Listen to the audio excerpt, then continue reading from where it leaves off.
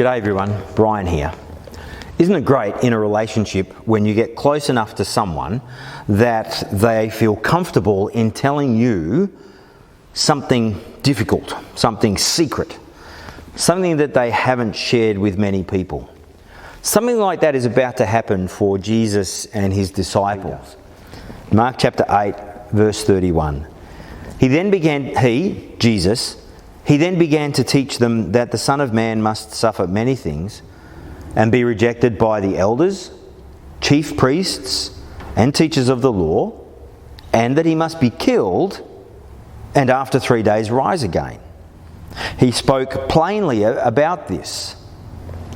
Wow, what a thing to hear. That Jesus is saying to his friends, now that you know who I am, you need to know what's going to happen.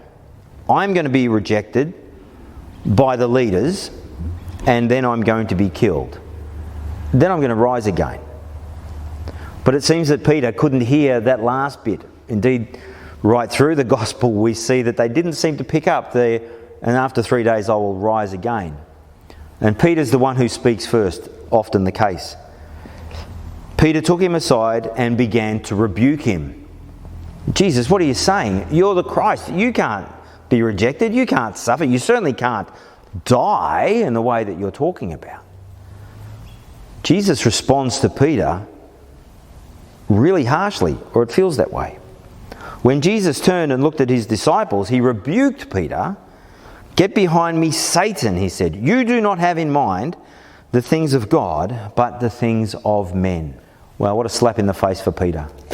I've just declared you are the Christ, and now you're calling me Satan? That I don't have in mind the things of God, but the things of men?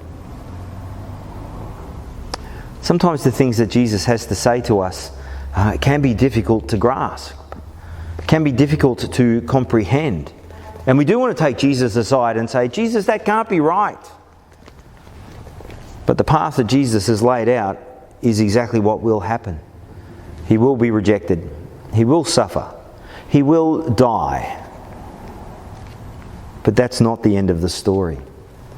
After 3 days, he will rise again.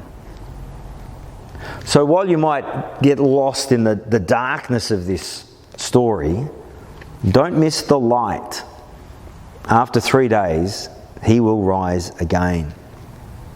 We'll see this story continue to be told and unfold through the rest of the Gospel of Mark. But I urge you, please don't be like Peter and say, no, you mustn't do that, and you mustn't do that for me. Jesus has done that for you. Will you accept it? Have a great day, everyone. Keep your eyes on Jesus. I'll see you tomorrow. Bye-bye.